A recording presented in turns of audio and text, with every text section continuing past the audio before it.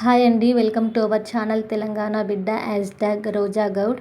నేను ఈరోజు మెంతికూర టమాటో చేసి చూపించబోతున్నాను. దానికోసం మెంతికూరని మంచిగా కడిగి ఒక జల్లి గిన్నెలో వేసుకొని పక్కన పెట్టుకోండి. తర్వాత స్టవ్ వెలిగించుకొని ఒక గిన్నె పెట్టుకొని తగినంత ఆయిల్ వేసుకొని జీలకర్ర ఆవాలు వేసుకొని అవి చిటపటలాడిన తర్వాత చిన్నగా తరిగిన ఉల్లిపాయ ముక్కలు పచ్చిమిర్చి వేసుకొని కొంచెం సాల్ట్ వేసుకోండి. ఎందుకంటే మిరపకాయలు చేదు పడకుండా ఉంటాయి, అలాగే తొందరగా వేగుతాయి. ఆనియన్ పచ్చిమిర్చి ఉల్లిపాయలు పచ్చిమిర్చి మగ్గిన తర్వాత అల్లం వెల్లుల్లి పేస్ట్ కరివేపాకు వేసుకొని కలుపుకోవాలి. తర్వాత పసుపు వేసుకొని కలుపుకోవాలి. అవి వేగిన తర్వాత చిన్నగా తరిగిన టొమాటో ముక్కలు వేసుకొని మంచిగా కలుపుకొని మూత పెట్టుకోవాలి. ఫ్లేమ్ని మీడియం ఫ్లేమ్లో ఉంచుకొని కర్రీ చేసుకోండి. అలాగైతే కర్రీ చాలా బాగుంటుంది టేస్ట్.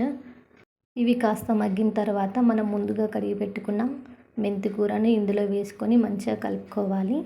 ఇప్పుడు దీనిలోనే ధనియా పౌడర్ 1½ స్పూన్, కారపొడి 1½ సాల్ట్ వేసుకోవాలి. మీరు టేస్ట్కి తగినంత వేసుకోండి. నేను 1½ వేసుకున్నాను. నాకు రుచి చూసుకుంటూ చేయడం అలవాటు లేదండి, మామూలుగానే చేస్తాను. కొత్తిమీర వేసుకొని ఒక 5 to 10 minutes మగ్గించుకుంటే మెంతికూర టొమాటో రెడీ.